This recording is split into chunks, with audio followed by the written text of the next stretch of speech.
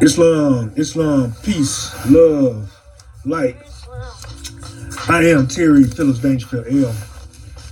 I like to send a peace, love, and light to the Moors of North America, all citizens of America, and also the world over.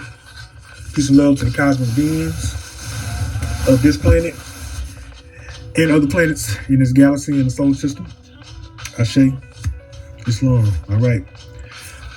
Today's podcast is going to be on universal law versus politics. Universal law versus politics. All right. And I'm going to talk about several topics under that umbrella. One more time, universal law versus politics. All right.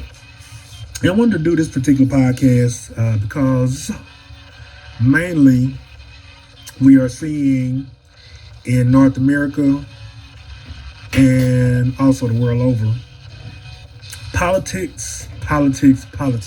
All right. And we see, although, all right, you see examples of universal law being followed, there are many more examples of politics without a mind or without a care of being in line with universal law. So I wanted to go over a few topics today with everyone, and I also wanted to give ancestral shout outs to the ancestors. Let's see here. Shout out to Mother Verdice Gostin Turner L. Bay. Peace to that ancestor. Mother Frances Cress Wellsing. Ashe, honors to that ancestor. Mother Fannie Lou Hamer. Supreme honors to the mother ancestors, all right? And we got the Honorable Marcus Garvey. Peace to that ancestor. I thank him for his works, being a forerunner for the most honorable Noble Drew Ali. Peace to that ancestor. Supreme honors to Noble Drew Ali for his works. Honors to Elijah Poole Bay, or Elijah Muhammad, who's a student of Noble Drew Ali. And also most honors to Charles Mosley Bay, or CM Bay is how most of his students addressed him. But the ancestor's name is Charles Mosley Bay. So peace, love, and honors to all of the ancestors that made strides ahead of us and also made our walks just a bit easier with the information that they put out. All right. So moving right along, we're going to go into the 12 universal laws, or the 12 laws of this universe. And these laws are, it's like they're not necessarily mainstream. However, we do walk in the light of these laws each and every day. There's several topics within, about the 12 universal laws without mentioning the 12 universal laws. And one of the main ones that's usually talked about is the law of karma. You know what I'm saying? We go in on the law of karma all the time, and it's usually warning when it comes to warning people about the laws of karma. And and I've been guilty of this, in the past, my past developments. Beware of karma. You know what I'm saying, and kind of warning people. But however, versus walking in line of balance within my own means. You know what I'm saying? Judging myself or applying it to myself, and this is where it's a huge opportunity for most of us to apply these laws to ourselves, because we are in the density of universal law, or we live under the subjection of universal law. If you are in a body, your soul in a body, you are subject to universal law and the applications thereof. All right. So first, starting off, before we go in, I'm gonna start with the 12 universal laws. All right, and let's do a definition on what universal law is.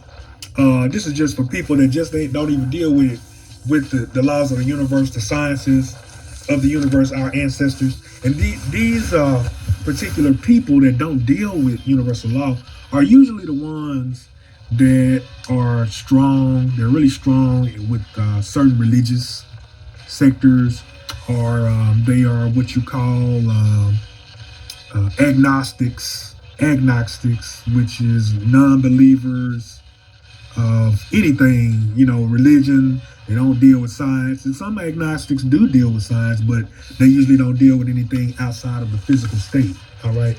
So the concept of universal law, I want to read the definition of what it is just for those types, because they may run across this particular concept. All right. What universal law and the laws of the universe. All right. So universal law, basically, it is the fundamental principles that are believed to govern the universe, human behavior, or even the workings of the natural world. All right. So essentially, universal law is, by saying that, they say it is believed to govern the universe, but there are laws to the universe, and most of us know that these things exist, usually through the laws of karma, where there's a cause, there's an effect. And so I'll explain a little bit about this within the definitions of the universal law once I read each of the laws. So what I'm going to do is read each one of the laws real quick. All right.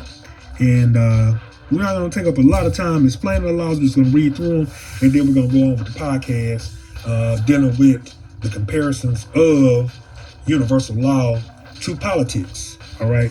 That way we'll have a good streamlined perpetuation of this podcast today. All right. Also, today's date, it is the 12th. I believe it is the 12th. Is it the 12th or the 15th? I think it's the 15th of, hold on. Let me be sure. I don't want to give incorrect information, but today is the Christian calendar Father's Day today. The 15th, excuse me, it's the 15th of June. And we are exactly 4 days. 4 days? Yeah, 4 days from. Now we're a week. Looks like we're about 6 days from summer solstice. All right, so we're up on a new season, and of course the cycles are perpetuating beautifully. The earth is healing and rising to its proper state. So, sending a happy Father's Day out to all the fathers out there, and also a happy summer solstice that's coming up for everyone that's going to witness it. All right, and I intend on being there to witness it as well. All right, so now we're going to do the 12 universal laws. All right, so the first law is the law of divine oneness. All right. And the law of divine oneness helps us to understand that we live in a world where everything is connected to everything else. All right. So there is no separation, as some would think, and also some establishments talk about and initiate out there. They put out there that, pretty much big eyes, little U's. There's, of course, levels to things. However, everything is connected. All right, so that's what number one is explaining in the law of divine oneness. All right, universal law number 2, the law of vibration. All right, the law of vibration. So this particular universal law states that everything in the universe moves, vibrates, and travels in a circular pattern, or in circular patterns. All right, so the traveling and the movement, anything that's traveling and moving, is cosmically what is defined or called vibration. This is what vibration is. When you're moving, when you're talking, when you are, escalating about, that's vibration. This is a universal law. All right, so that's universal law number 2, the law of vibration. And I would also encourage everyone to study these 12 laws of the universe. It's just simple statements within the definitions of these laws, and it's easy to apply. Very, very, very simple. And just giving you explanations on what these universal laws are and the intentions of them. All right, going forward. Law number 3 is law of action. All right, so on this one, it is saying that universal law number 3, the law of action must be applied in order for us to manifest things on earth. Therefore, we must engage in actions that support our thoughts, dreams, emotions, and words. All right. So here, the law of action. Pretty much cause and effect. It all starts with a thought. The thought turns to thinking. The thinking is to become action. All right. This is how we work down here on this planet, and this is how we do once different concepts are applied. It starts in the mind. All right. So this is essentially what the law of action is displaying. All right. Cool. Number 4. Move along. Number 4, and this one is the law of correspondence. All right. And this particular law is usually applied when you have your scientists, astrophysicists, and different doctors or people of doctoral studies in science that are dealing with physics. They deal heavily with the law of correspondence. All right. And its energy and what it does, and how it is applied to formulas, how it is applied to theory, quantum theories, etc., etc. All right.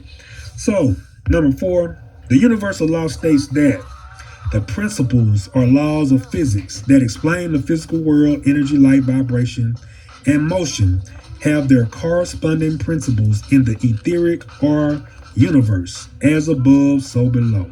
All right. So the law of correspondence is just, law of correspondence. Let me slow down a bit. It's simply explaining the principles behind, vibration, motion, the things that we navigate in every day. All right. Where there's an action, there's a reaction, essentially. All right. This is this is one aspect that this is explaining, and what's happening on a higher nature is happening on a lower nature as well. All right, what cause and effect, things on a higher nature, something's going to happen on a lower nature. All right, what's unseen becomes seen, as above, so below. All right, so number 5, the law of cause and effect. Now, number 5 is one of my favorite laws. Universal laws, because it's essentially how karma works. And outside of karma, it's simply the science of the workings of the physical state. What you put into something, you will get that same intensity of effect. You see what I'm saying? Coming out. So this particular law is just one that I really like. And when applying certain things, say for instance, you are, working toward a goal or something that you really got your heart's desire focused on, and you set a trend of what you're going to do day in and day out. There is no choice but an effect to come about. As long as you're consistent to it, it's going to happen. You see what I'm saying? It's going to come about. It's going to happen. It has no choice but to happen. All right, and this is universal law. And this is even if you have obstacles in the way. You see what I'm saying? It doesn't matter if you have obstacles in the way. If you start it and you stick with it with consistency, it's going to happen. All right. So the law of cause and effect. Let's read this one. This universal law states that nothing happens by chance or outside of the universal laws.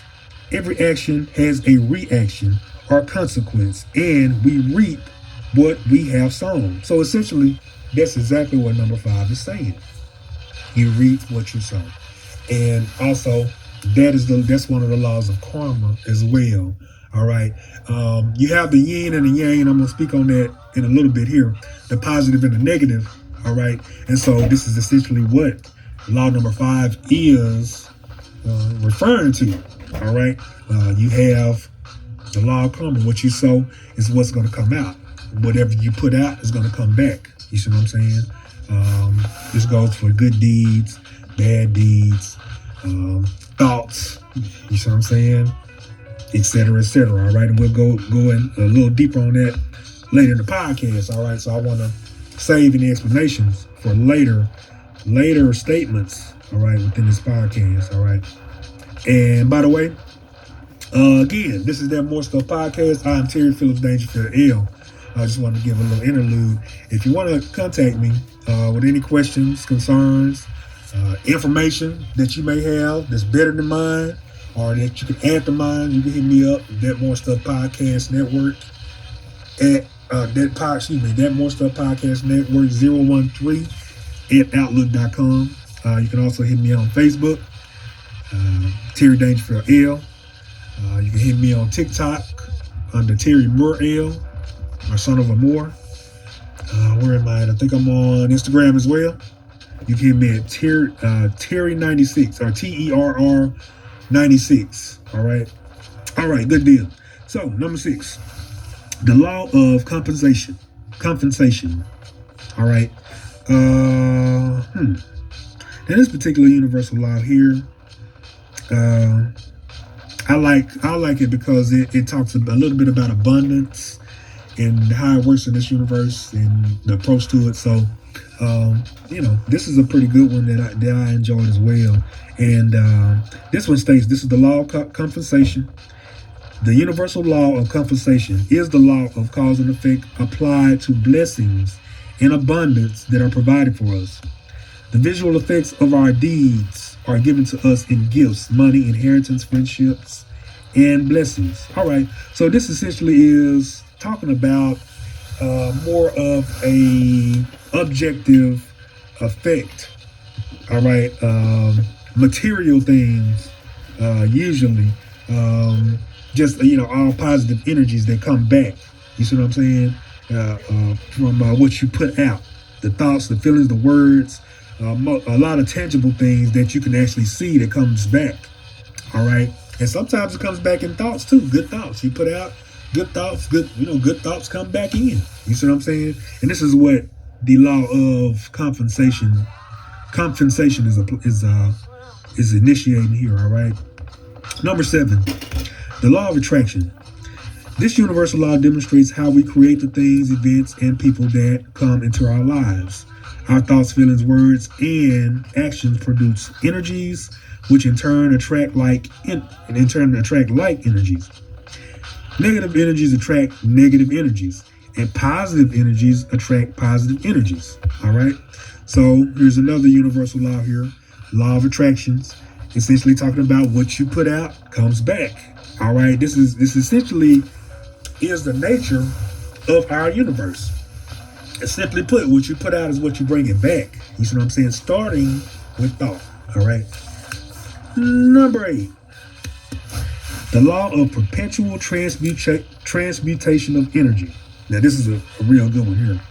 All right. So listen up to this one. This universal law states that all persons have within them the power to change the conditions in their lives. Higher vibrations consume and transform lower ones. Thus, each of us can change the energies in our lives by understanding the universal laws and applying the principles in such a way to affect change. All right. So right here on this one, number 8, it's simply saying, look, energy changes. All right. That's all energy does. It changes. It does not disappear, dissipate. And because energies change, you can use that energy to change it to what you desire. You see what I'm saying? Through application. All right. Excellent one right there. Number 9, the law of relativity. This universal law states that each person will receive a series of problems or tests of initiation. All right. For the purpose of strengthening the light within. All right. That's your soul, essentially. All right. Or in your spirit.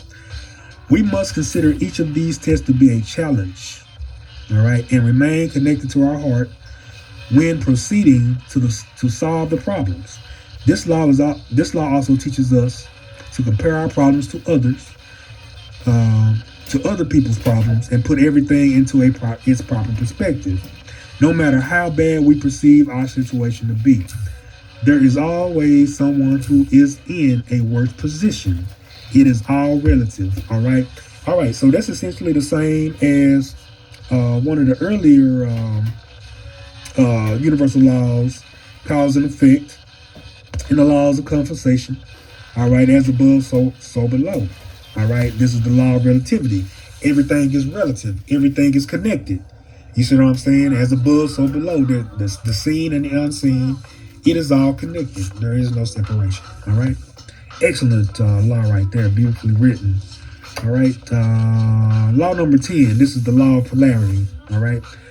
This universal law states that everything on a continuum has a opposite. We can suppress and transform undesirable thoughts by concentrating on the opposite pole. It is the law of mental vibration.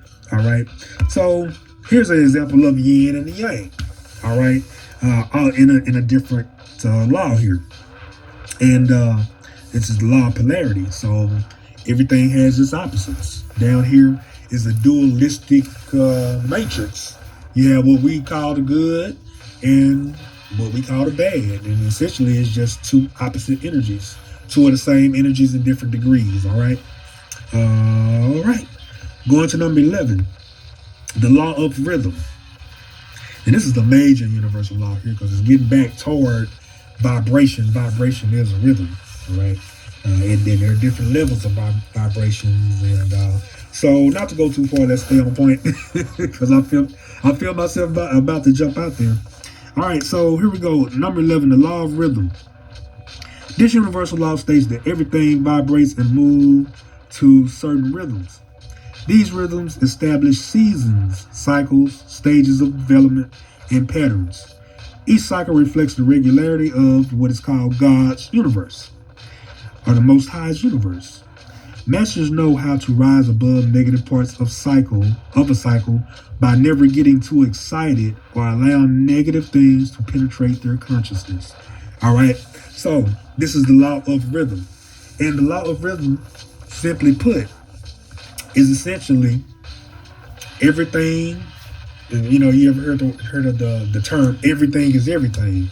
All right, everything's going to be. So with the cycles, everything that vibrates, it sends out energy. It is energy. All right, and those energies can affect people. You see what I'm saying?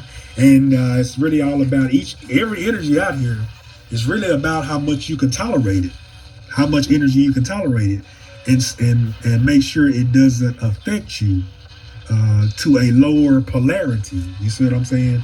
Maintaining your high polarity or your high vibration despite the lower energies with the cycles that come around. All right. And so this is the law of rhythm. This is an excellent one here that talks about it. Is essentially talking about our everyday vibrations.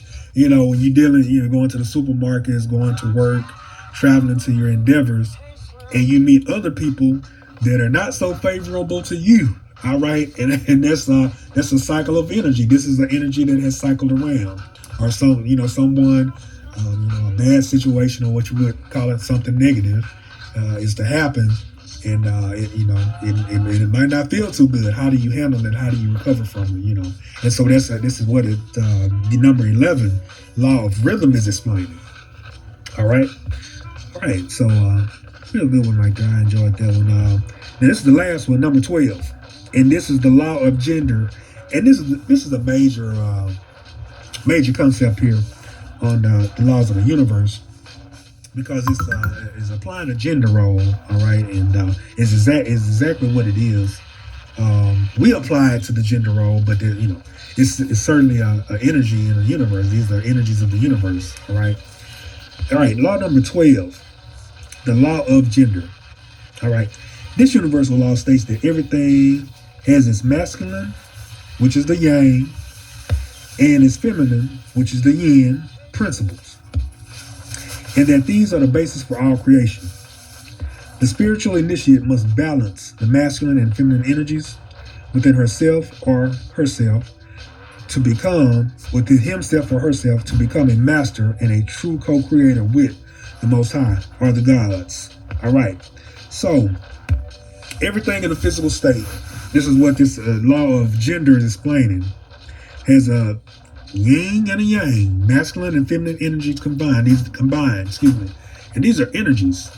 All right. And so essentially we apply it to gender role down here on planet Earth in the form of man and woman.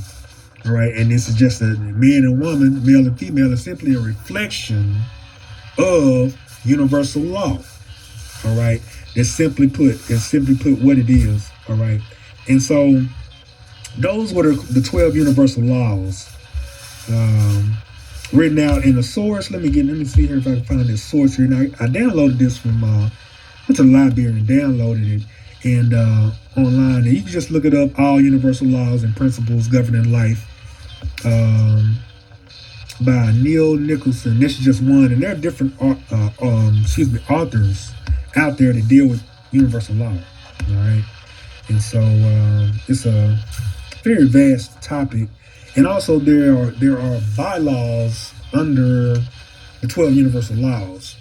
All right, just so everyone knows, the laws there are 12 laws to karma, and then there are other universal laws as well. All right, ahead of, outside of the 12 main universal laws. These are just 12 main universal laws, all right, to understand. So I'd encourage everyone to study these universal laws, become aware of them, and you can compare these universal laws to everything that you do. Just, to make sure you're not attempting to work outside of universal law, all right? So moving right along to the podcast, universal law versus politics. So I'm going to give a definition of politics, and then we're going to move on to the podcast at hand, all right? I mean, the podcast is already going, but just some of the main points within the title's sake, all right? Definition of politics. Now, when I say the word politics, most of us think presidents, the president voting, which that's correct. That's true. But that's one form of politics. All right? There are so many different forms of politics. Politics is everywhere. All right? So let me read the definition of politics. Definition of politics, then we're going to go into the essence of it, the true essence of what politics is, all right? And we got to talk about this because it is huge, all right? It's a huge reason for a lot of things that has happened, especially to the Asiatics who identify as blacks, who are Moors, all right? And their European counterparts, all right? So, definition of politics. It's the process of making decisions, all right? Now, pay attention to the word process, all right? And we'll go in on that one. Politics is the process of making decisions in a group, especially when those decisions involve allocating resources, power, or influence, all right? It's a way people live in a society, working together to resolve conflicts, make agreements that affect everyone. All right, so essentially, politics on this planet, in human civilization, is the process under universal law. It's the processes or the way we do things. All right, to perpetuate, to stay afloat, what we think is best for us or our being, our situation. And it can start with, I'm going to do what's best for me. Forget the rest of y'all to we're going to do what's best for half of us. Forget the rest of y'all to, all right, we'll do what's best for all of us. You know what I'm saying? And that's essentially the essence of what politics is. You see what I'm saying? You deal with it on a job. You deal with it under your roof. You deal with it in friendships. You dealt with it in associations. You probably dealt with it in organizations. All right, that's cool. It's a process. You see what I'm saying? So where the issues come about is when we get outside of universal law. All right, with these particular things. All right, and so one of the main roads here, one of the main issues or violations of universal law was within political dogma systems. All right, political dogma systems and religious dogma systems. All right, and I'll choose to do other than go in on particular organizations or factions. I'll just say big I's, little U's. All right, that's political dogma. You see what I'm saying? And that's a supreme violation of the universal law. Being that I read the universal laws out to you, Everything is connected. Nothing is separated. If everything is connected, there's nothing. There's no big I little you there. Universal law didn't say anything about a big I little you. No, now, per my studies, you know, and there are other universal laws too. The laws of karma as well. All right. None of those laws talk about any big I's, little U's. You see what I'm saying? This concept is more important than that concept. One is better. One is better than the other. You see what I'm saying? You know, it depends. It depends on what you can tolerate. It's all energy. Energy transmuting. You see what I'm saying? Different types of energy. You know, that means it's simply a degree of energy. That's it. If somebody's taller than another person, well, that's a different degree in comparison to the shorter person. It's simply a different degree. No one's better than no one, and that includes for power too. Now, power is power. If you have power, you know, people with power, you know, that's a different degree within the laws of the universe. Simply put, it does not say that that anyone is bigger than the next or better than the next. Big I's, little U's. All right. So, the political dogma systems in North America, they're essentially was started by us, the Moors, the melanated beings on planet Earth, here, starting in North America and the world over. We started the big I's, little U's, all right, way back when in ancient times, all right, and so it was perpetuated, whereas we ran into what you call balance or the laws of karma for the institution of slavery against our Albion brothers and sisters, our Europeans, and for this we received our karma or balance, which is what we have been going through since 1776 with the fall, what you call the Spanish Inquisition, which was worldwide. All right, the fall of the Moors, which is the Spanish Inquisition, was worldwide. You see what I'm saying? You can reference this in books like the Clocks of Destiny series 1 and 2 by C.M. Bay or Charles Mosley Bay. It talks about how Moors of North America were called Spanish. All right, for a little bit between the 1700s and the mid 1800s. You know what I'm saying? We were referred to as Spanish. All right, so and even before then, really, but of course there were different languages spoken essentially. So we'll leave that part there. But yeah, the Spanish Inquisition.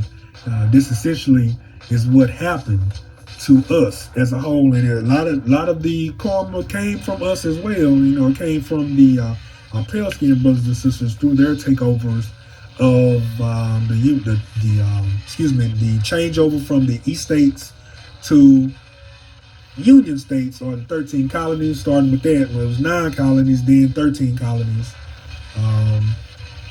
After, you know, it was beginning around the 1800s. And so this is where they started instituting not the Magna Charta, it was the Magna Charta codes, but of course you have things like the Secret Treaty of Verona, Rex 84.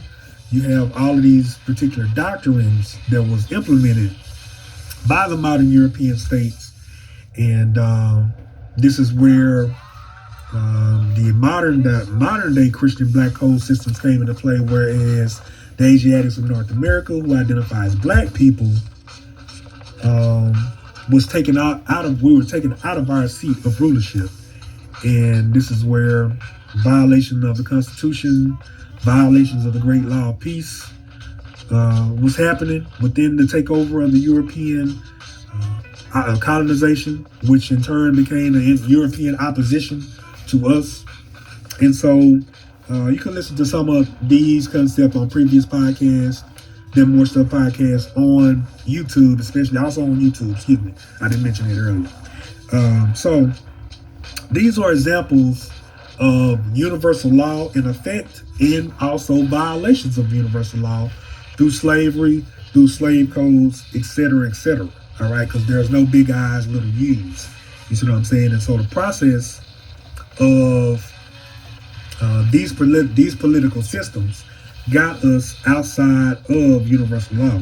And see, and this is an example of violations against people, essentially. All right, violations from the Moors of planet Earth, dark skins, or the melanated beings on planet Earth, against some of the modern human family, which are the Europeans, by putting them into slavery. And you can reference books like They Were White and They Were Slaves, and then there's another book called White Slavery. You can look at these books that talks about the barbarian powers, which are the Moors, or the melanated beings who identify as black, and how we enslaved some of the human family. All right, and so dealing with these things, this is a violation of universal law, and we got our karma. And once we got our karma or our balance in things, well, the Europeans started taking it a little further and wanted to stay in power. All right, after time was they had their chance. After time was met, where they was doing some things to take it a little farther. There's been a lot of blood spill, a lot of violations of human rights, freedoms, when it comes to what you call race, gender, all kinds of things have went on. So this was a violation of universal law as well. You see what I'm saying? And so balance has to be paid for that. And so you'll see here in the age of Aquarius, now this was in previous ages, especially the age of Pisces. So here in the Aquarius age, you'll see different factions becoming expired. They're starting to expire, especially a lot of the religious systems, the dogmatic religious systems, a lot of the political religious systems, political systems within religion are starting to dwindle. All right, and you just look around, man. Just check these things out. You don't have to believe me. Just check these things out. I'm simply, explaining universal law versus politics. And so this was just wanted to explain that the disconnection of the Moorish birthright from the heirs. You see what I'm saying? And how it happened. Started with, really all started with us, all right, in our violations, all right? So we're going to move on to the next concept here. Let's see here. Staying within universal law, I wanted to talk about the Moorish nation a little bit, and what's the word? The line of consciousness. Excuse me, the line of consciousness that we descend from. All right, which is the Moorish birthright. And so, one of the major violations within universal law, as it applies to the human family, is disconnection from your birthright, or disconnection from the line of consciousness or energy. All right, here on planet Earth, within the human family, we deal with inheritance. All right, in lineage. You see what I'm saying? Which in turns talks about bloodline, tribes, nations, etc., etc. So I want to talk about the disconnection of the Moorish birthright from the heirs. Just talk about that. So in line with that, we're going to talk about this term blackamoor. I wanted to talk a little bit about this term blackamoor. And so the term blackamoor essentially was a term. Of course, black is a term that came from, is a term that came from pale, actually, is the definition of the original term of black, which is Blake. All right.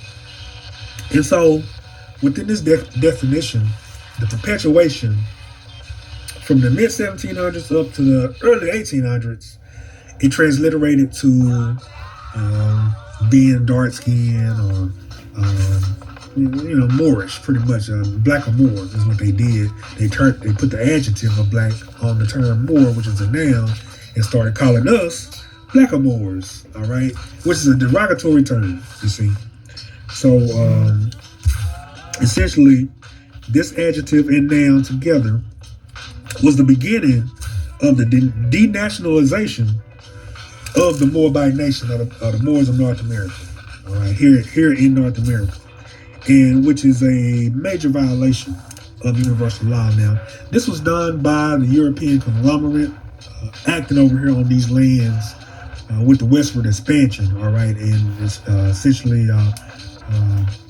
caused the Moors of North America to lose human rights first, then any type of of course, the disconnection of divine rights. When you disconnect from your lineage, you're disconnecting from your ancestors, all right? Then you got your human rights. Then you got your politics, the processes of things that we were disconnected from, et cetera, et cetera. And so we agree. And then, as the time went along, we started to agree to a lot of these things.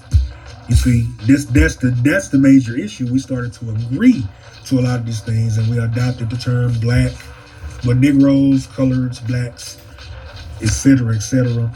And we have rolled with the term black thus far, and this has took us from our line of consciousness, our lineage, all right, which is outside of universal law, because we disconnected from the original energy of our ancestors, all right? All right, so moving right along, let's see. Speaking on the Moorish birthright and lines of consciousness, all right, I wanted to do one about the identifying as a color. I think we covered that through the blackamoor adjective to noun concept.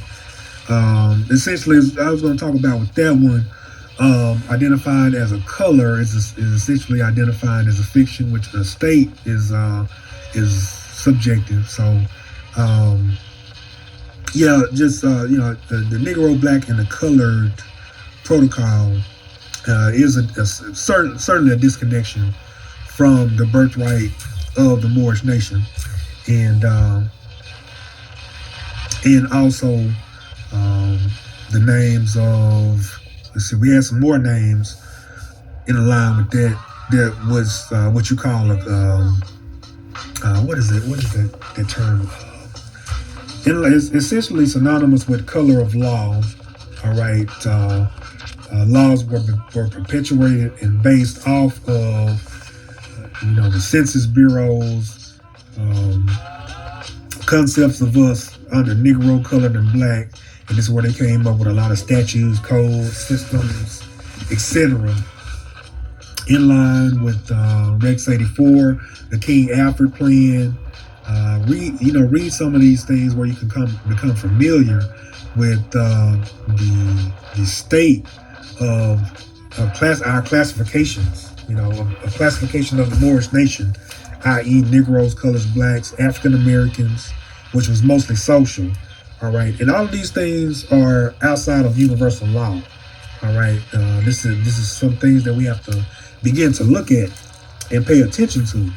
In our everyday dealings with regular things, what we call regular things in society. We deal with entertainment and there's a lot of social politics, but we have to deal with the politics of our identity. All right, on this planet. All right, and in this universe, because we are, regardless of what we do, we are still under the subjection and confines and the effects of universal law.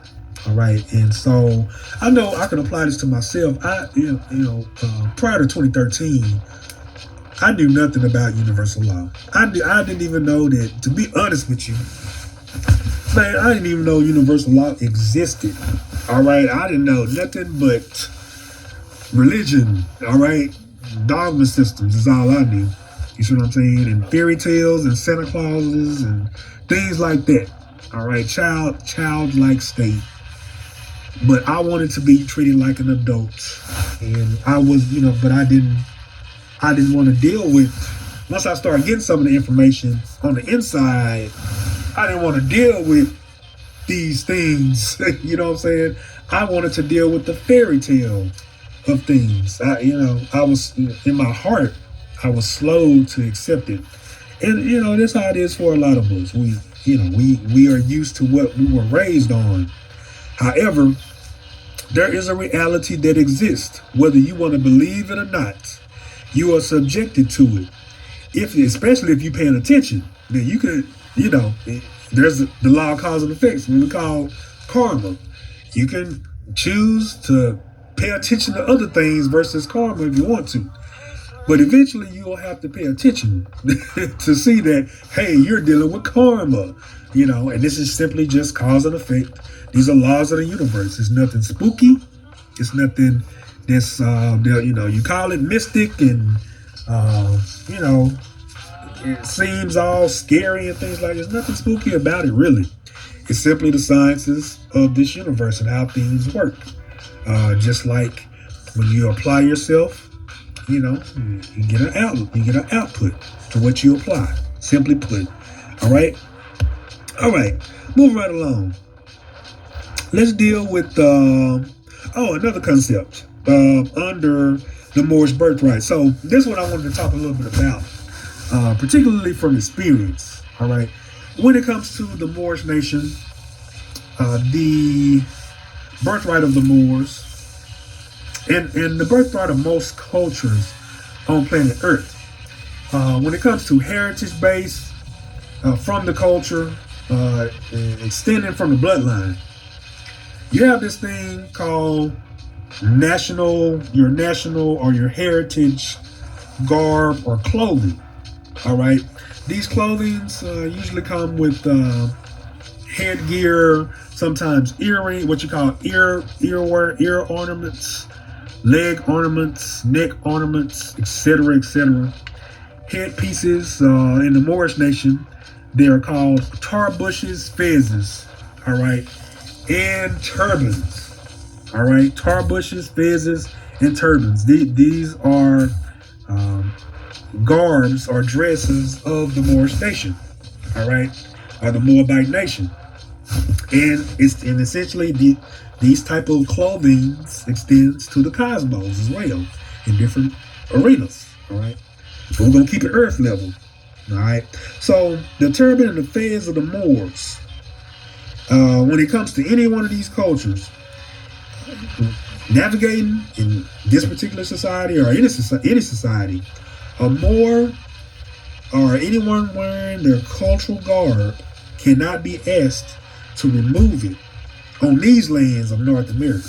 All right, and you ask why? What's the reason for this? Why are these venues not to? And this includes the courtrooms, social organizations, all right, religious organizations, anybody. You see what I'm saying?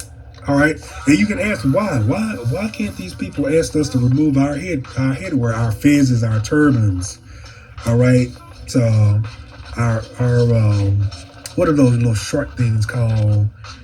Kufis. Yeah, the kufis. You see what I'm saying? You're not to be asked to remove them. All right, and the reason being is because then first of all, it goes to bloodline. All right, the bloodline of the Moors start right here in North America. All right, these are essentially the concept is these are our lands that the occupational systems have perpetuated finance, power, political extensions, political successes, etc., religious extensions and successes thereof were perpetuated on the land of the Moors. All right, so the Honorable Prophet Noble Drew Ali said we are part and parcel of these said governments. So we navigate in these institutions, a lot of them, some of them religious, some of them political, etc., etc. And so if some of the Moors by bloodline decide to wear their cultural garb, all right, their turbans, their fezzes, they're not to be asked to remove them, essentially. All right, it does not come off. This is in a courtroom. This is anywhere. You see what I'm saying? And the governments, they are aware of this. However, the Moors of North America are not aware of this. You see what I'm saying? And this is as a whole. A lot of us know, well, a lot of us are learning, but many of us don't know this, which is an issue of unity.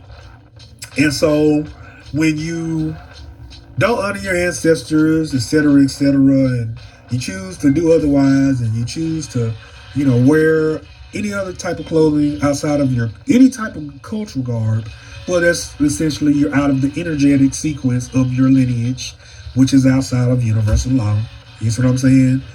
Essentially, we do go back to the mindset of our ancient ancestors. Essentially, is what it is. So, anyway, I experienced a situation like this myself. All right, where as I was asked to remove my turban, I chose the peaceful route, not to remove my turban. I simply removed myself from the venue. All right, and so it's a whole story in itself, but I don't want to take up a bunch of time talking about it. But and I did get remedy for it. All right, there was remedy for it. However, I just chose the peaceful route. You see what I'm saying? And so there was a supreme violation for that particular person, or any particular person, to ask a Moor to remove her or his fez, or her or his turban, anywhere from religious to cultural. It doesn't matter. You are not to remove any type of headpiece. Now, it's one thing if there's an emergency situation going on where life is in danger, and so we have to do what we have to, that's different. But essentially that hasn't been the case with these particular type of venues asking Moors to remove their fences. So at any rate, I wanted to just talk about that a little bit. And also, you can reference this fact in the Zodiac Constitution, substantiated by C.M. Bay and registered in the Library of Congress. All right, in the early to mid 1900s. All right. So moving right along, we're going to talk about shadow work. All right, man, know thyself, shadow work. And so part of knowing universal law is knowing yourself. You see what I'm saying? And doing some shadow work. So previous podcast, we talked a little bit about shadow work and where it starts. And so where shadow work starts is man, know thyself, meaning that you start to do some soul searching, you start to look within and learn more about yourself, meaning that, you're dealing with your emotions, dealing with any traumas you've been through. All right.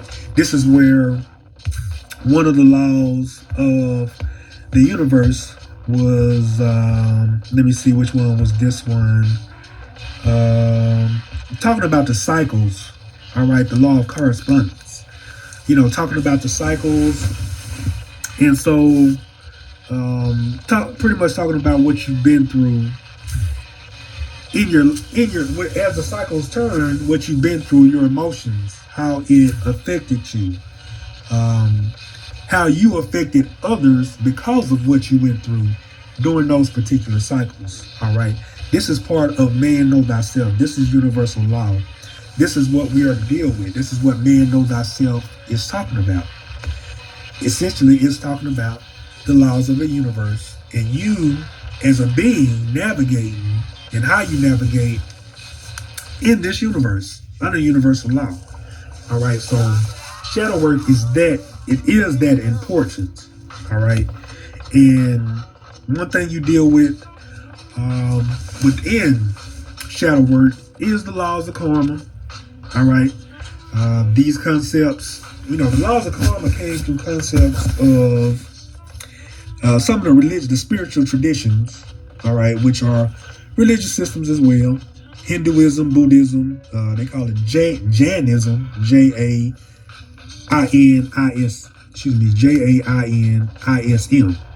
Jainism, if I'm pronouncing it correctly. And so, in karma, dharma, dealing with these things is essentially part of shadow work, and it's what you go through too. It's one of the laws of karma. And so you begin. I noticed once I started doing shadow work, I think I might have helped myself as it pertains to certain karmas and balances. This is what I saw by dealing with it and facing it. It helped me. It helped what seemed to be karma or balance. It was the impact wasn't as much. It wasn't so rough with certain things. You know what I'm saying? So this is why it's important. If you don't do your shadow work, and once you meet that balance, it's a lot harder. That's if you're just navigating in this world. You're not dealing with universal law. Maybe you are dealing with universal law, and you haven't did your shadow work. You haven't started looking at yourself, your deeds, what your heart space is, your intention for others on a consistent basis. You're not dealing with none of that. So when that impact comes back, what you put out comes back, then, boom, you're going to get exactly what you get. And the impact may be devastating depending on where the cycles of the universe are. You see what I'm saying? Where the cycles of these planets. You look at these things, the concepts of planetary retrogrades. Some people don't deal with that, but they're actual energies. And the proof is in the pudding. You don't feel the same. You don't feel the same way every day. You have emotions, you have feelings, you have ups, downs. You feel like this, you feel like that. All right. Well, there is plausible deniability. Plausible deniability meaning I could blame this and not that. All right. I could blame, I had a sandwich and it's made my head hurt, or I feel kind of queasy, or I just don't feel excited today. Yeah, it could be that. But, however, mostly it's the energies of the universe turning, perpetuating, changing. And we are what the universe is, especially when you get to quantum levels. So it's very important, just reiterating, shadow work in line with universal law. It's just essentially a virtue for us to work on and work with, and in dealing with these things ourselves. Shadow work you begin to eliminate political sidetracks, like dogma systems telling you that one person's bigger than the other and I'm better than you and things like that. You're dealing with yourself and you're not passing judgment onto others, and focused on yourself and a better version of you. All right. And one thing I wanted to mention within the shadow work is the lower states, the traumas that you might have dealt with, the lower states of consciousness, which is maybe the revenge factor, feeling like acts of revenge, being angered, etc., things like this. These particular type of concepts, or these navigations, will affect shadow work immensely. You see what I'm saying? It affects you when you're dealing with, you're focused on revenge against someone and things like that. And sometimes, hey, justice is due. I'm not one to say, hey, if things were done to you or you feel violated, don't go get justice. You have to use your discernment on how you want to get that justice and how it's going to affect you personally in the future. You see what I'm saying? How are you going to feel about that justice that you got? Is this rightful justice? And that's up to you. I'm no one to tell anyone what justice is right for them. All right. However, pertaining to shadow work, universal law, there is cause and there is effect. There is balance. There is karma. This is the law of the universe. Regardless of how you feel, person, place, or station, how you're dealing, what your dealings are, who you deal with, how much money you got, it don't matter. All right. Whatever religious institution you're in, it don't matter if you're Aboriginal, it don't matter if you're not from here, and none of that matters. Universal law is universal law, and that goes for aliens too. All right, it goes for everyone, every being. All right. So you deal with things like that, the lower nature of things, the anger factor. What's making you angry. Who's making you angry? Why are they making you angry? You deal with all of this with shadow work. Now, one thing to understand about the energy of anger or being angered or angriness is that this particular energy is suffrage. To be angry is to suffer. You know what I'm saying? A lot of us will look at anger as a strength, when in fact anger is a weakness. You see what I'm saying? It's a weakness, and it's bad for your energy. It's bad for your health. It affects you, and you suffer from it. You may not see yourself, as suffering from it, but it actually can get to you, long term. From the long term aspect, if it continues, and depending on your health state, it can get you, not real right. You can go way left health wise in a short amount of time. So that's another thing, a virtue with doing shadow work is, it'll help remove, energies of revenge, anger. You can become peaceful with yourself and perhaps peaceful, at a peaceful state, at a balanced state with others that you've been through some negative situations with. You see what I'm saying? Holding grudges. Essentially, that's an energy in itself. You see what I'm saying? How do you perpetuate and become balanced with universal law and manifesting things when you're holding on to grudges and acts of revenge and anger and suffering? To deal with these things, you are suffering. You know what I'm saying? You may look at it as I'm focused on things like that. Even when getting justice, you don't have to be angry when you're looking for justice. You can be at peace, in a peaceful state, simply looking for justice for a violation. You see what I'm saying? So that's more so navigating in universal law. You can be peaceful, but look for justice. And justice is within universal law. You see what I'm saying? What you put out, you get back. If you put anger out, you're going to get it back. You see what I'm saying? So it's better to navigate properly to become a better version of being anger or dealing with the revenge factor. All right? All right, move right along. What is a better version of you? All right.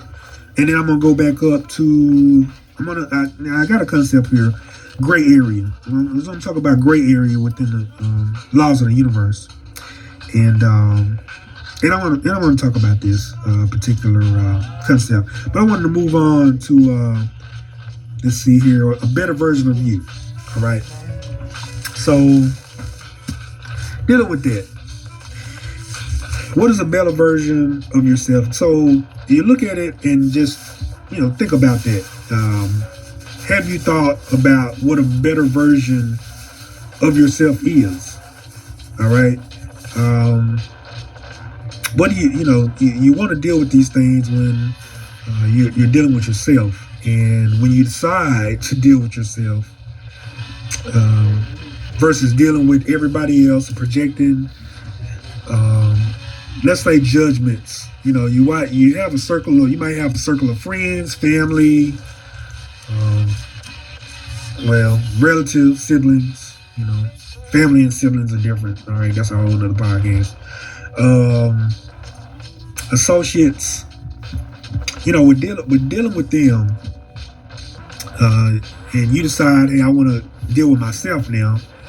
What have you thought of a better version of yourself? You see what I'm saying? And do you compare yourself to them? Do you compare them to you? You ask yourself these questions. All right. And so I could, with myself and my experience in particular, a better version of myself, I've always seen, not necessarily financially, I've always seen better versions of myself from an intelligence factor and from a family or sibling based perspective. All right. Nowadays, it's the same. I still do shadow work, and I've applied wealth, great wealth, and tangible things, and also intangible things. And I focus on these things, and I focus on on being spiritually enlightened.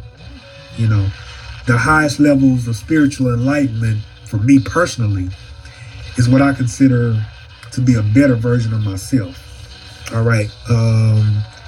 And to be virtuous and to navigate without anger, not allowing certain things to bother me when it comes or change my state of being within all the cycles.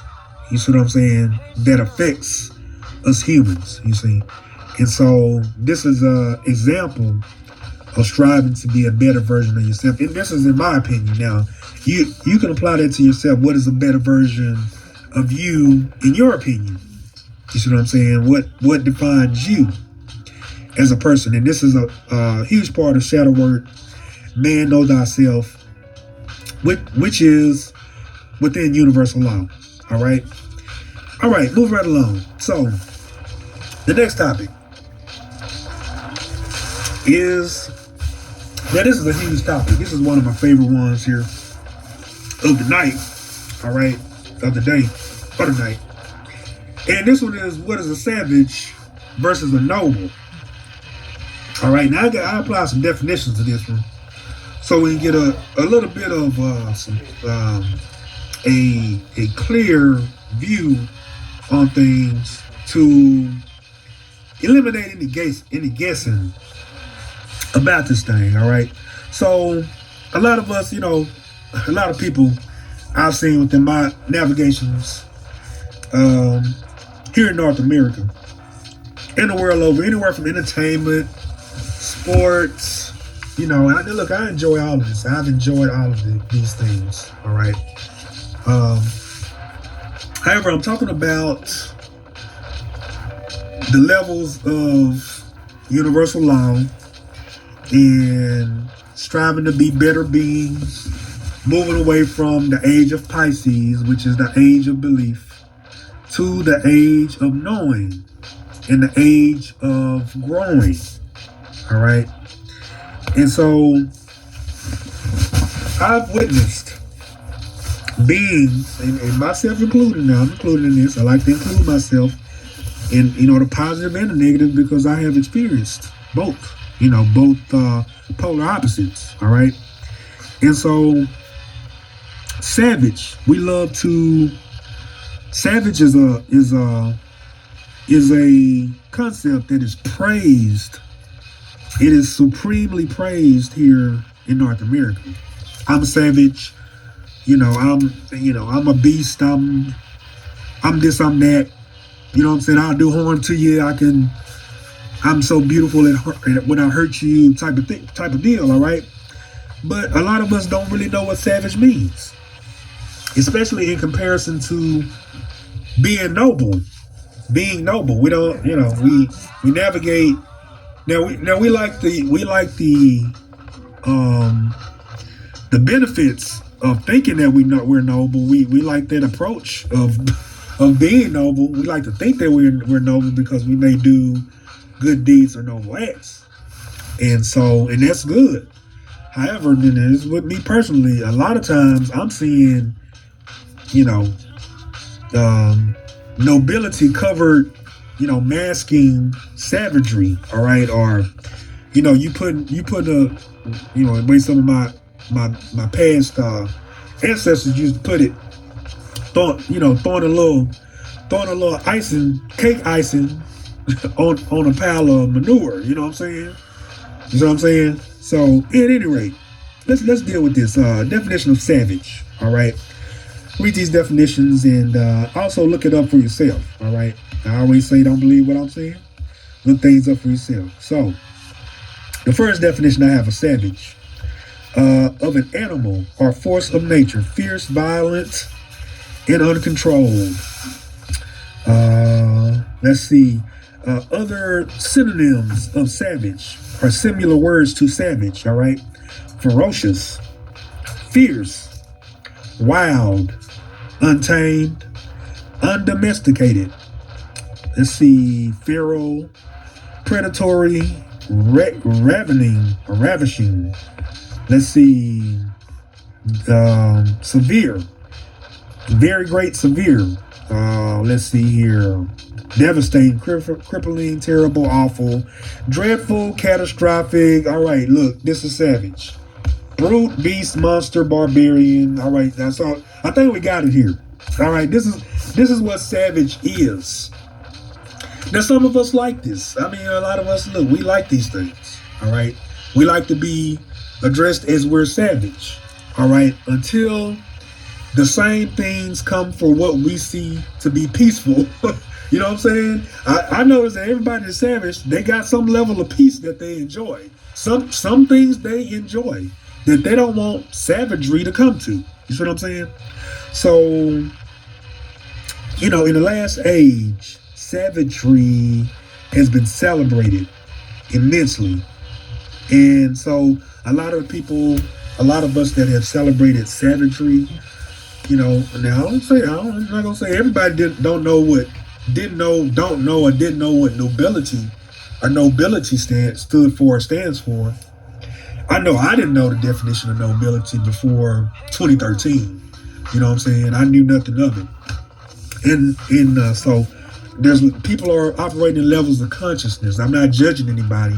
I'm just talking about what I have witnessed and what we have done and what we do and how we like to be identified. You know what I'm saying? As a whole, I'm savage. I'm this. I'm a beast. I'm that. And there's a subconscious nature to that. It's talking about pretty much being on a level of animal husbandry.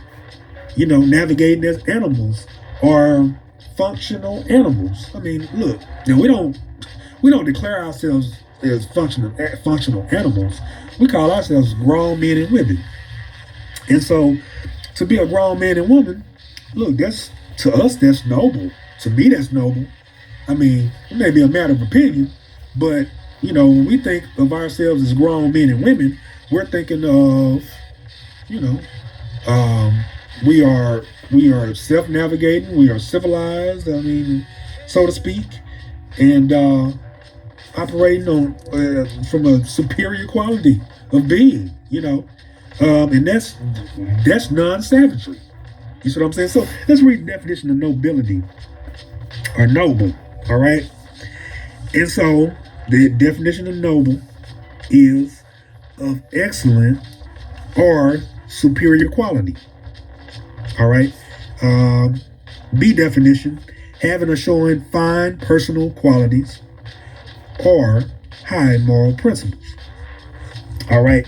High moral principles and ideals. Excuse me. Having or showing fine personal qualities or high moral principles and ideals. All right. C is a person of noble rank or birth. All right. So that's the definition of noble. So in this particular age of Aquarius, we want to strive to be noble. All right.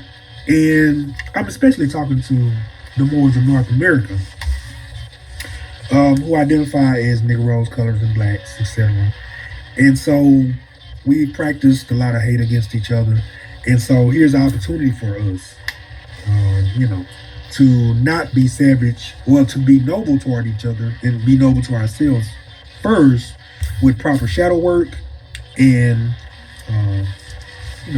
navigating of the heart, just to see where your heart space is. They call that, it is called taking an inventory of your heart space and your mindset, just to see where you are with things and with yourself personally.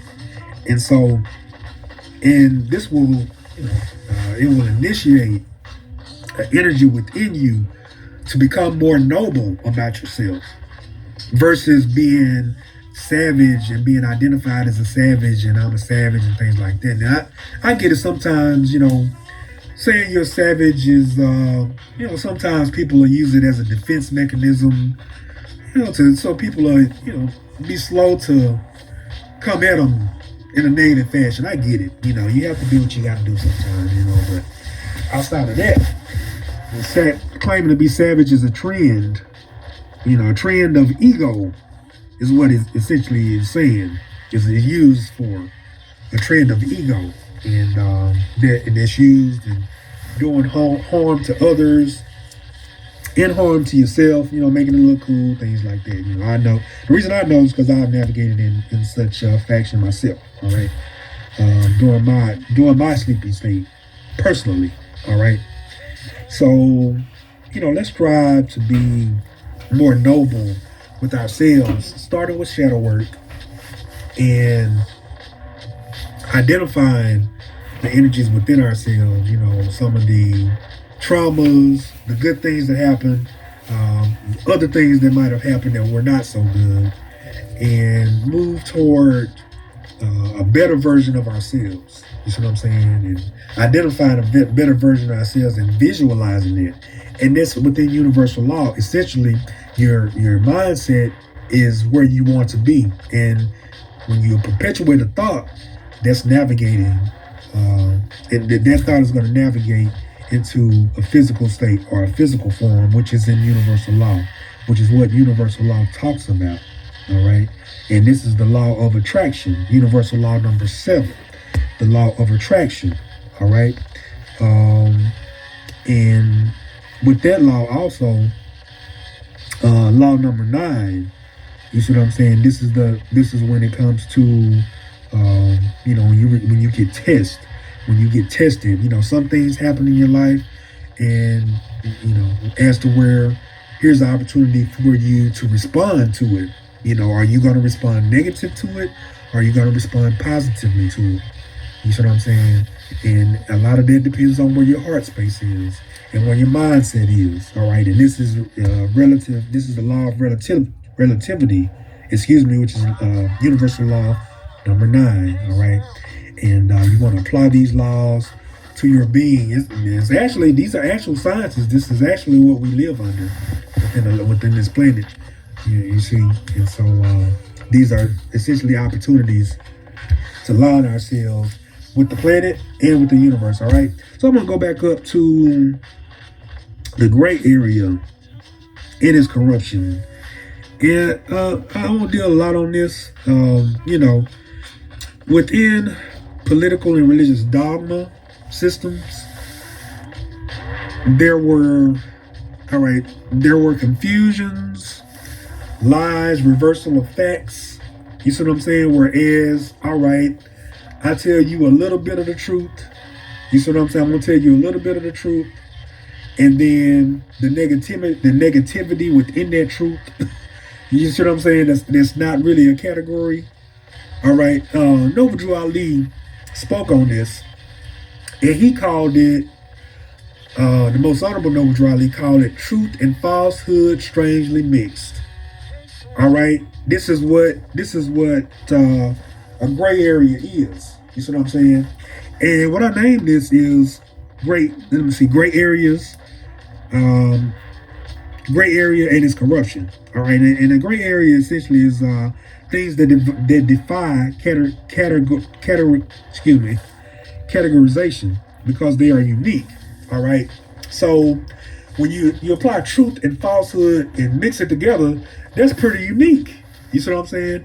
And the corruption of it is putting it out to the masses. Big eyes, little U's. You're big because we wrote this set of text that says this, and we're going to claim that the Most High said this. You see what I'm saying? And we're going to use this to our benefit and tell you this is what it means. Because you're not going to read a book, you're not going to read a dictionary, and you're not going to do any type of studying, any real studying that's going to check us on what we're telling you. All right, this is essentially what people of the priesthood, what you will call priesthoods, did, for ages and ages and ages, longer than what we all think. All right. It was longer than just the 1800s when the modern Europeans took over. It wasn't just them. All right. When you do your research and your history, your studies, the reversal of fact is that the pale-skinned Europeans did everything to everybody, and that's it. That's falsehood. That's a corruption of the gray area. That's corrupt in itself to its core. To think that they have been running government over here in North America, or essentially been in power for almost 300 years, to date.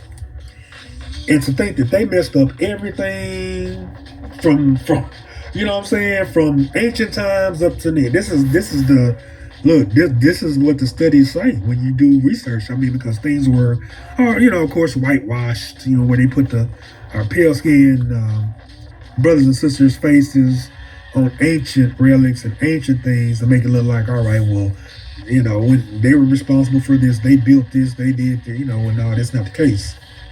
It started with us Moors. You know what I'm saying? People that call themselves blacks. It started with us. The violations of universal law and the implementation of politics started with us. All right. Now that's not to convict us and make us start thinking less of ourselves and less of our ancestors. It's just something that perpetuated. It's just something that happened, and we were the cause of it. Where there's a cause, there's an effect. We used our free will to make certain decisions. Decisions were made, turned into actions, and implemented. All right, and became karma, i.e., the state that we've been in. All right, since the early 1700s.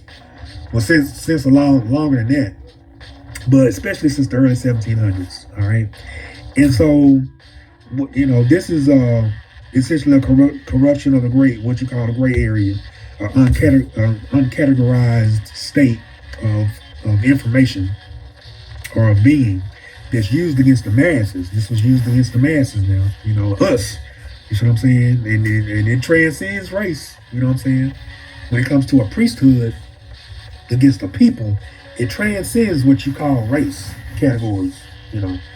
So at any rate, all right, problem solutions. What do we do about all of this reversal effect, lies, fairy tales, and things like that?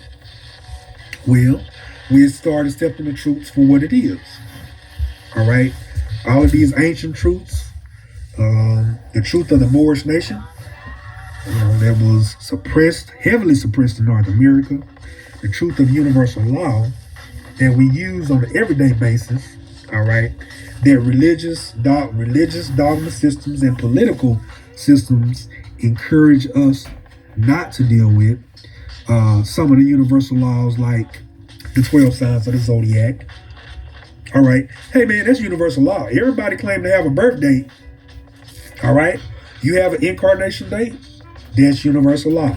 That's the 12 signs of the zodiac. You dealing with two universal systems right there. You see what I'm saying? You're in line with the universe by dealing with these things. All right.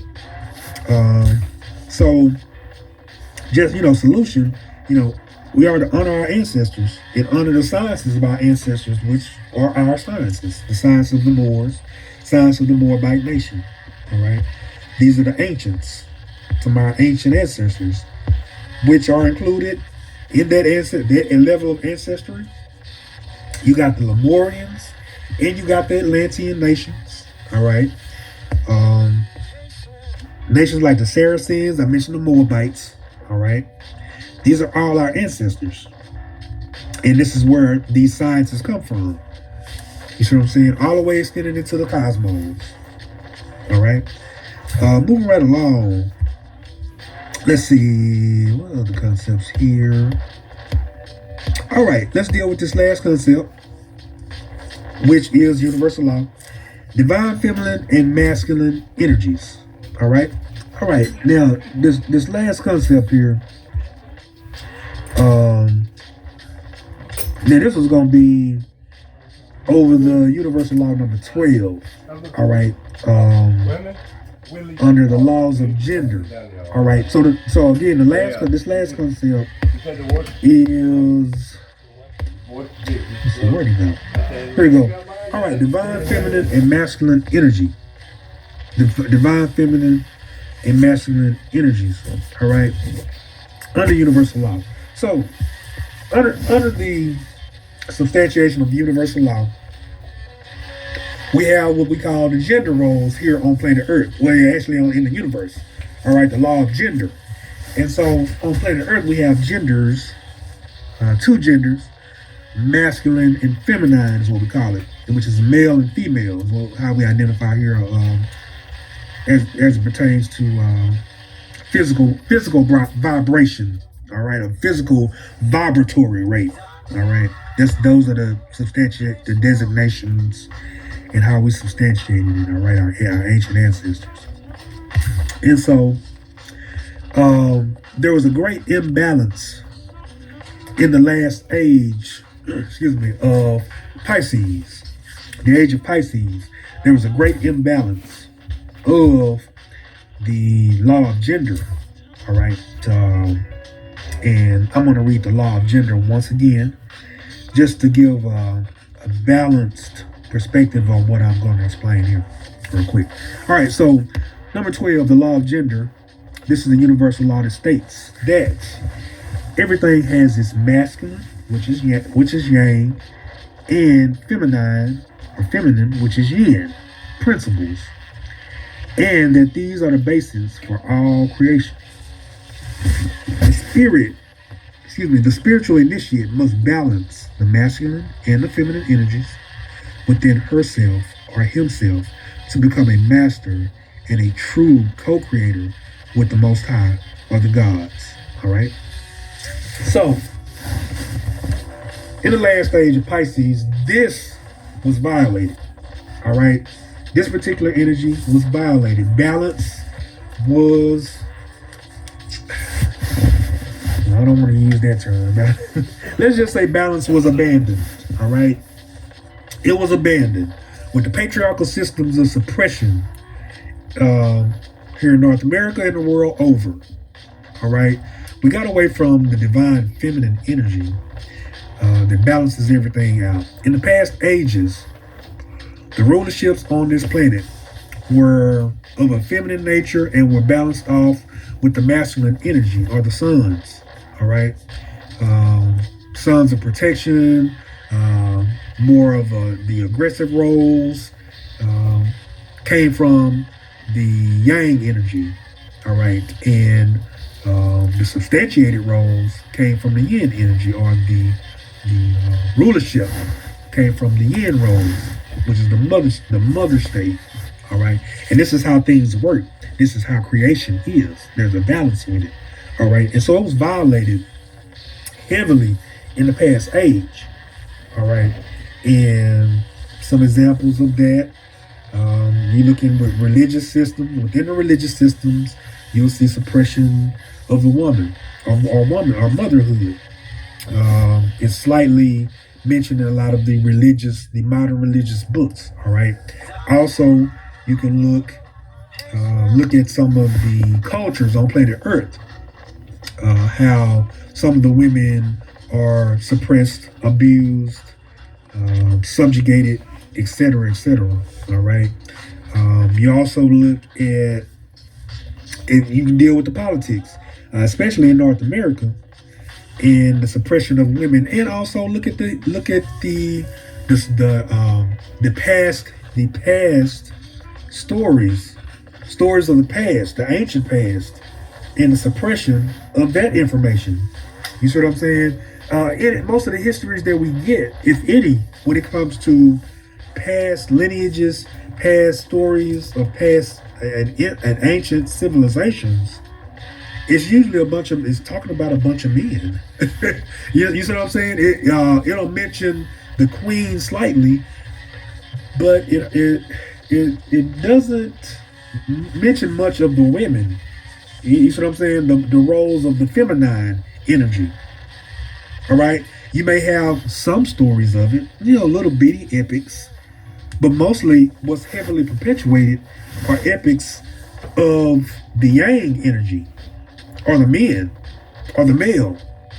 You see what I'm saying? And so that caused a great imbalance in the past age. So now, in the age of Aquarius, there has to be a balancing of power and energies. There has to be a great balancing of things, to go back to what it originally was. And this is where the feminine energy comes back into fold, comes back into its rightful place of rulership and balancing off, new traditions, new things to come, etc., etc. All right. A lot of times, when you read the histories, you read the stories of the past, and especially when you look into the religious books, you can look at sections where it may mention, let's say, one good example is in Genesis. It talks about, the perpetuation of the Moabites, Ruth the Moabitess, which is a major story in the Bible of Ruth, and that's a good example of, here's one ancient story where the matriarch was praised or was mentioned, but however, as you move throughout books like that, like the Bible, which the Bible is a great book, I still study the Bible to this day, and other holy books, there's slight mentionings of the mothers of the woman, and it's made to seem like, all right, the masculine is a bigger I than the woman, a big eyes, little U's type of approach to things, which that is a violation of the laws of the universe. All right. That's not how our universe works. And we know that's not how our universe works because on this plane of existence, on planet Earth, to get into a human form, you got to come through a woman. All right. You got to come through a mother to come into human form. This is how things work. And so anything outside of this is a fairy tale. It is what it is. Some people don't, a lot of us don't like the concept, but look, you came out of a woman, you materialized inside of a woman. Your human form, from head to foot comes from a woman. All right. And this is essentially in line with the concepts and the laws of the universe, the material nature of things, and within our states of consciousness. All right. So I think I'm going to wind the podcast up right here. This has been That More Stuff Podcast Network. I'm your host, Terry Phillips Dangerfield L. I'm sending supreme high honors to the ancestors, all the ancestors, matriarch known and unknown, all the ancestors, patriarch known and unknown. I send my great Islams and Ashés to you. I am grateful for your perpetuations on this planet and charting the path for future generations. And I am in sincere thanks for everything that the ancestors have done. All right. Let's see. I think that's it. Until the next podcast. The name of this podcast was Universal Law versus Politics. All right. And I also want to encourage everybody, just do some studies on universal law, 12 universal laws, and then look at the laws of karma. The laws of karma. All right. There are bylaws within the laws of karma that we should take a look at. You know what I'm saying? And apply these things to our lives, man, because they're actually sciences. And, you look around, karma is happening every day. You see people violating universal law, it's immediate. Cause and effect is immediate. You see what I'm saying? So let's just focus and do some shadow work within ourselves. So we don't have to fall prey to negative things and the effects of the negative things that are put out. All right. So let's keep a whole heart, positive mind, positive heart, good intentions. All right. Peace and love.